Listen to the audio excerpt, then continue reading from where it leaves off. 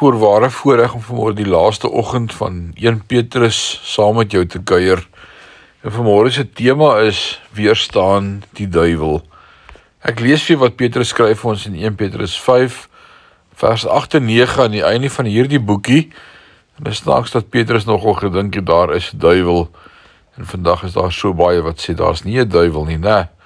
Hoor wat skryf Petrus. Wees nugter en waaksaam, want julle teenstander, die duiwel, loop rond soos 'n brullende leeu en soek wie hy kan verslind.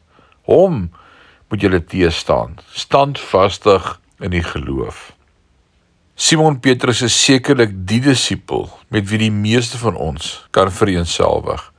Die visserman van Galilea, een van die disipels wat vir 3 jaar onder Jesus se bediening gestaan het. Jesus was reg toe hy na Petrus kyk by die tuin van Getsemane en terwyl hy lê en slaap vir hom sê, die gees is gewillig, maar die vlees is swak. Petrus verstaan dat ons swak is in die vlees en dat die duiwel 'n werklikheid is. Satan, die duiwel, ons teestander, ons aanklaer. So wat moet ons dan doen? 1 Petrus 5 vers 9 sê, hom moet julle teestaan standvastig in die geloof.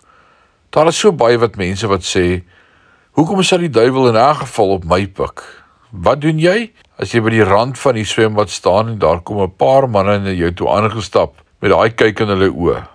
Ek wil vir jou sê, jy vat hulle saam. Maar ek het dan reeds my hart vir die Here gegee. Wat baat hy daardeur? Jou getuienis. Hy wil jou stil maak. So hoe weerstaan ek hom? Nie vrees nie, nie hardloop nie, nie freak uit nie, nee. Jakobus skryf in Jakobus 4 vers 7, onderwerp julle dan aan God, weerstaan die duiwel, en hy sal van julle wegvlug. Jakobus en Petrus stem saam. Moenie hardloop nie, weerstaan. Die duiwel is kragteloos, die kruis het hom oorwin. Maar hy brul, hy dreig, jy gaan misluk, jy gaan ingee, jy verloor, ek het jou. Hoe kry ek reg om oorwinning te kry? Skielik, vanuit nêrens, kom daar die ergste gedagtes in my kop op. Kom dit van die wêreld af?